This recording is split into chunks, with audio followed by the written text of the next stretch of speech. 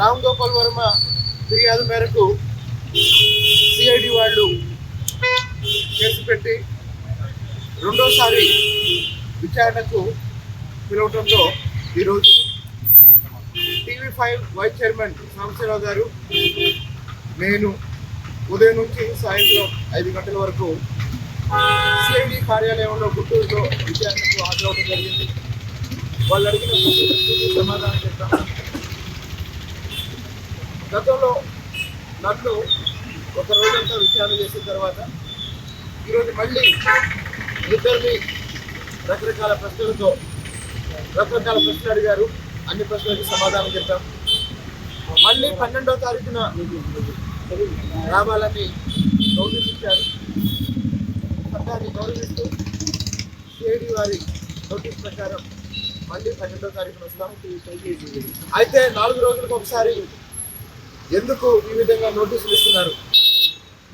ఈరోజు ప్రముఖ దినపత్రిక ఈనాడులో చూస్తే జగన్మోహన్ రెడ్డి గారు 381 సార్లు కోర్టు వాయిదాలకి ఎగ్గొట్టి ఆయన తప్పించుకుంటున్నారు.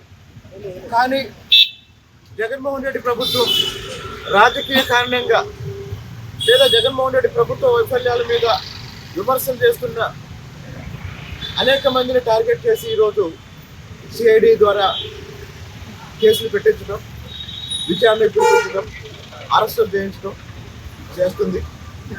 సరే, ఈ 4.5 సంవత్సరాలుగా కొన్ని వందల సందర్భాల్లో కొన్ని వందల మంది నాయకుల్ని ఏ విధంగా అరెస్ట్ చేశారో రాష్ట్రం మొత్తం చూసింది. బహుశా ఇక నుంచి అయినా సరే సిఐడి వైఖరిలో మార్పు వస్తుందని అర్థం చేసుకుంటున్నాము. మార్పు వస్తుంది అని కనిపిస్తుంది. వాళ్ళు కూడా దాదాపుగా ఎలాంటి ఇబ్బంది పెట్టకుండా అన్ని ప్రశ్నల్ని ఓపిక అడిగారు. అన్ని ప్రశ్నలకి మేము కూడా ఓపిక స్పష్టంగా సమాధానం చెప్పాం.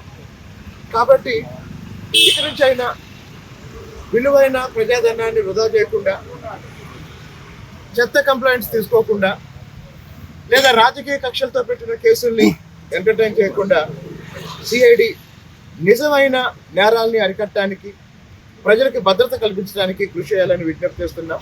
జై అమరావతి, జై ఆంధ్రప్రదేశ్.